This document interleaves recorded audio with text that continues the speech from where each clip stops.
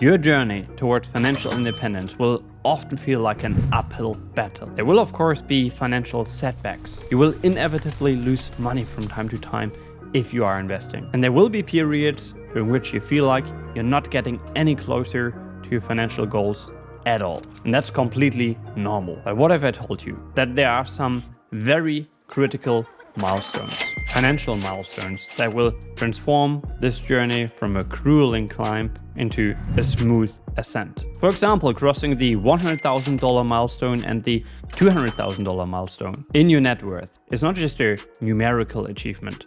No, I would argue that those points are true game changers and will inevitably accelerate your wealth building efforts in ways that you might not have imagined, and that you might only truly comprehend once you actually get there. So in this video, we'll uncover how, when, and where your money actually starts working for you. And so without further ado, let's get started.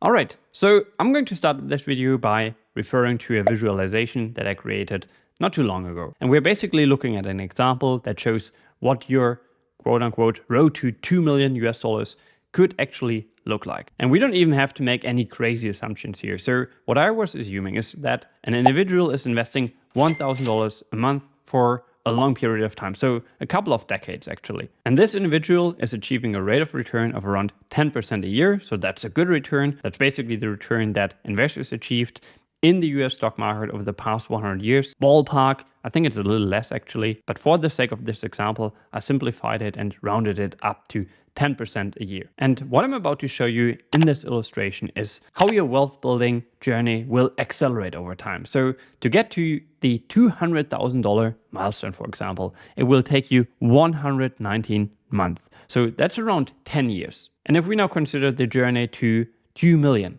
and a little more, that's around 33% of the total time needed to get there, just to get to the first $200,000. Now, interestingly, your transition from the $400,000 milestone to $600,000, this jump will only take 11% of the total time needed to go from zero to around $2.2 million, or around 39 months. Going from $600,000 to $800,000 will only take 8% of the total time, or around 30 months. If we now jump forward a little bit, going from $1 million to $1.2 million will only take 5% of the total time, or around 19 months. And then finally, when moving from $1.8 million to $2 million.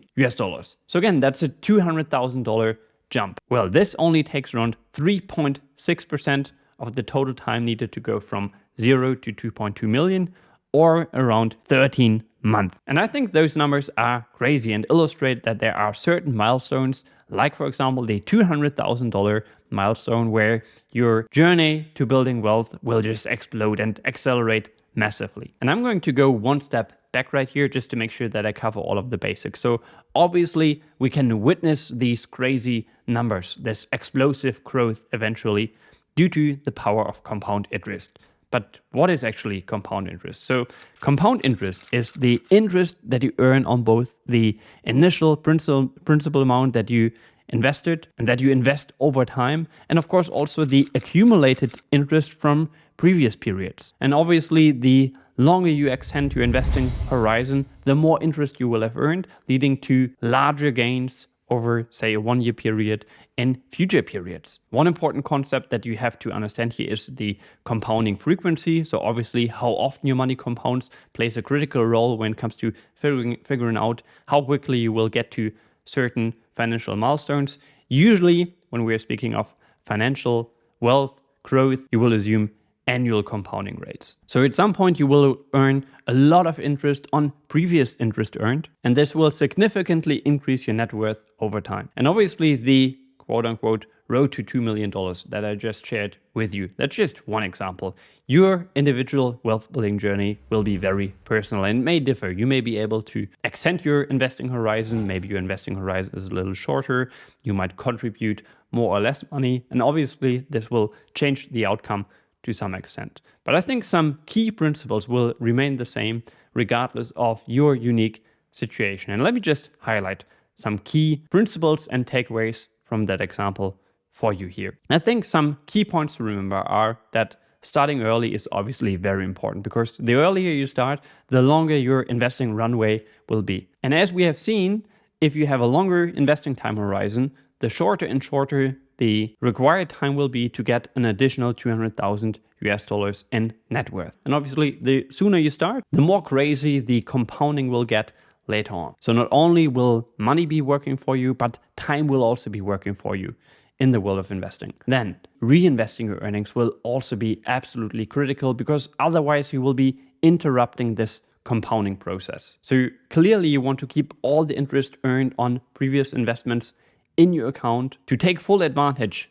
of the power of compounding, the eighth world wonder. So in reality, this means if you are investing in individual stocks, for example, such as dividend paying stocks, you want to reinvest those dividends. Or if you are investing in ETFs, you want to reinvest again the paid out dividends, or invest in a accumulating ETF in the first place. Then in the example, we were making consistent contributions. We were investing every single month over a period of around 30 years. And this consistency, regularly adding to the principal invested amount, will significantly boost the effect of compounding. And finally, the size of your contributions will matter as well. Of course, someone who's investing $1,000 a month will get to the $2 million milestone much more quickly than someone who's investing, say, $150 a month. And this would bring me to a completely different topic: ways to increase your savings rate, ways to increase your income and the money you generate each month. But we don't have time for this in this video, and I might cover this in another video in the future. All right, I have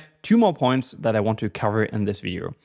The first one is that I think compounding is actually the truest form of so-called delayed gratification. So as we have shown, the biggest gains, they will be made towards the end of your investing journey. The most prominent example I can think of here is Warren Buffett, because he has gained, I think, around 99% of his net worth that he has today after the age of 60. And this is something few people can actually comprehend, and few people actually adjust their behavior accordingly. The way that I kind of convinced myself to delay gratification, meaning putting money away that I want to invest, to let that money work for me instead of spending it on experiences that may reward me in the short term, going out for dinner, entertainment things, traveling, and so on and so forth. And obviously you will always have to find the right balance. But the analogy that I find quite helpful is to think of each dollar that I do not spend on short-term gratification right now. Think of it as a little worker that will be working for you over time. That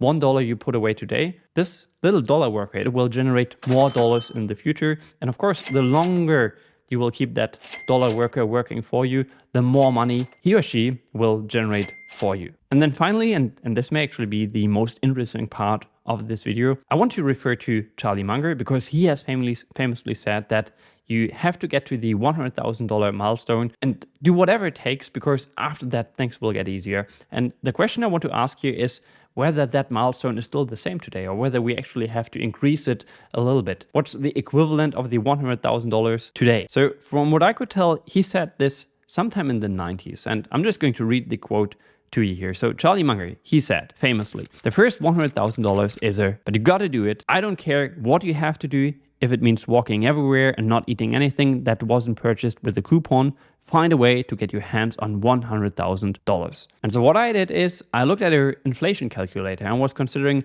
how much is the equivalent of $100,000 in the early 90s today. And apparently $100,000 in 1990 is equivalent to the purchasing power of about $240,000 today. So I was actually talking about this with my friend Andrew. We were discussing whether we should move this financial goalpost a little bit, maybe to the $250,000 US mark, because hitting this mark in today's world can also be, as Munger called it can be a challenge. Let me put it this way. And the conclusion we arrived at was that I think you don't necessarily need a specific number, because for some people, the $100,000 goalpost may be equivalent to someone else's $250,000 goalpost, depending on their financial circumstances, their earning power, and their regular expenses that they will have to cover regardless of how committed they are. So I think it doesn't really matter. The point is that early on, the compounding effect will not be experienced to the same extent it can be experienced later on. And it can be a bit frustrating early on because you might not see significant progress, say in the first 5 to 10 years of your wealth building journey. But then again, you have to adopt this delayed gratification mindset.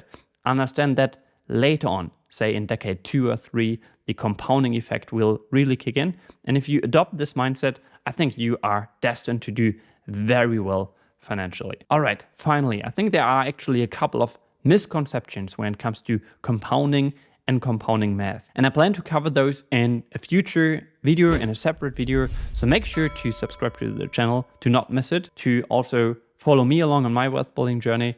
Yeah, and that's it. Take care. Have a great day.